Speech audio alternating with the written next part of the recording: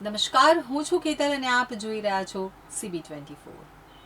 ગુજરાતમાં એક સાથે વરસાદની ચાર સિસ્ટમ સક્રિય થતા આવતીકાલે એટલે કે 30 જુલાઈથી ફરી વરસાદી માહોલ જામશે।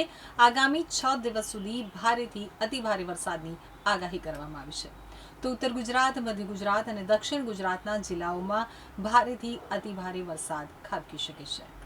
આજે સવારે 6 થી 10 વાગ્યા સુધીમાં 25 તાલુકામાં વરસાદ નોંધાયો છે, જેમાં સૌથી વધુ દાહોદના સંજેલીમાં 1.38 ઇંચ વરસાદ નોંધાયો છે। તો મહીસાગરના લુણાવાડામાં પણ 1 ઇંચ વરસાદ વરસ્યો છે।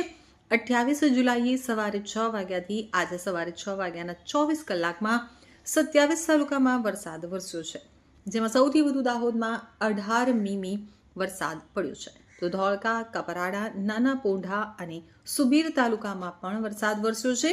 રાજ્યમાં 4 સિસ્ટમ સક્રિય થઈ છે, એમાં deep depression, monsoon trough, upper air cyclonic circulation, western disturbance છે, જેના કારણે રાજ્યમાં વરસાદનું જોર વધશે। ડીપ ડિપ્રેશનની અસરના કારણે પણ ગુજરાતમાં વરસાદી સિસ્ટમ મજબૂત બની છે।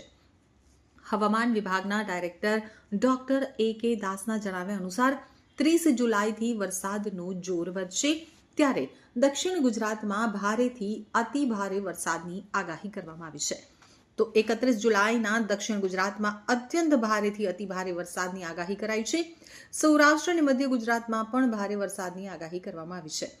તો 1 ઓગસ્ટના રોજ ભારેથી અતિ ભારે વરસાદની આગાહી કરવામાં આવી છે। આજે રાજ્યભરમાં ગાજવીજ સાથે હળવાથી મધ્યમ વરસાદની આગાહી કરાઈ છે, પરંતુ આવતીકાલે 30 જુલાઈએ દક્ષિણ ગુજરાતના 3 જિલ્લામાં હવામાન વિભાગ દ્વારા ઓરેન્જ એલર્ટ જાહેર કરવામાં આવ્યું છે, એટલે કે નર્મદા, ડાંગ અને તાપીમાં અતિ ભારે વરસાદ ખાબકવાની શક્યતા છે, જ્યારે વડોદરા, સુરત, નવસારી સહિત 6 જિલ્લામાં ભારે વરસાદની આગાહી કરવામાં આવી છે।